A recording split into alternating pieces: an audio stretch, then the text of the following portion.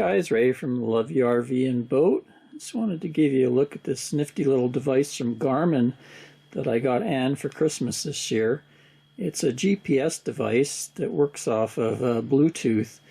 It comes with a battery included, a little lithium battery in there, so it'll last 13 hours on a charge. There's a couple ways to charge it: regular power socket, 12-volt power socket, or you can plug it into USB. Anyway, it's worked quite well. The reason I wanted to get it for Anne is she was having trouble with this. It's a Tripltek tablet, and it's all rugged, waterproof, has a very long-lasting battery, but it's super bright, so she uses it with her drone and also her Navionics chart plotting app on the boat.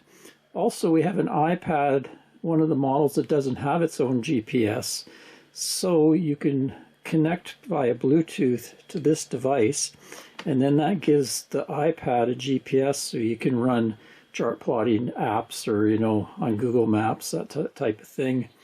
And then also on my phone, I have an Android phone here, and we're having troubles with we have like an app for the anchor, and during the night we would lose GPS, and it would wake us up with a GPS missing alarm.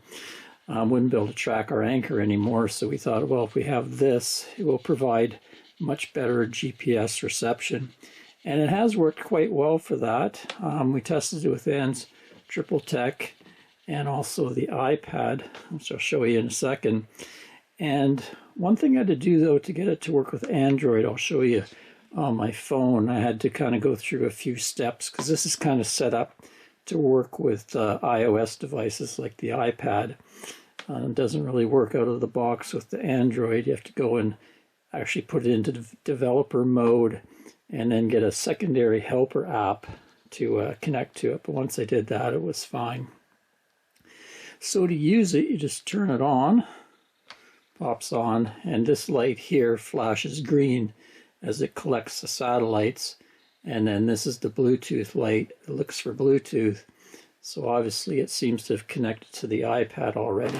So we'll just have a look at that. Okay, here we go. So you can see it's found our location on the map.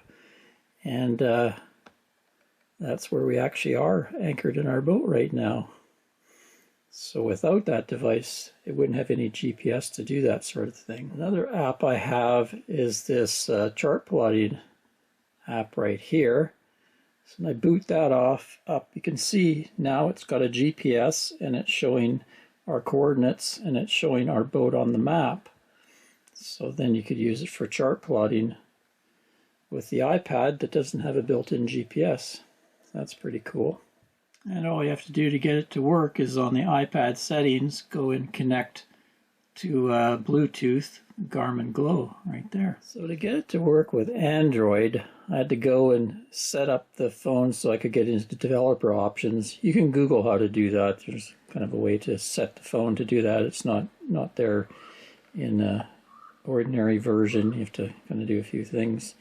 But scroll all the way down, all kinds of options, and it says select mock location app. And then in here I selected Bluetooth GNSS. That's an app that I've installed. And there's the app that I downloaded, Bluetooth GNSS. And click that on there, and you can see it says connect. Press the floating button to connect. And it shows now it's working. It's showing the live status, the GPS. So now instead of using the phone's internal GPS, it's using the Garmin GLO as a GPS. So you can have this placed outside somewhere that's a better GPS location than the phone. Like I said, the phone would sometimes flake out and lose it because it's not as strong as this. This connects to a lot more satellites and has a much faster updating time.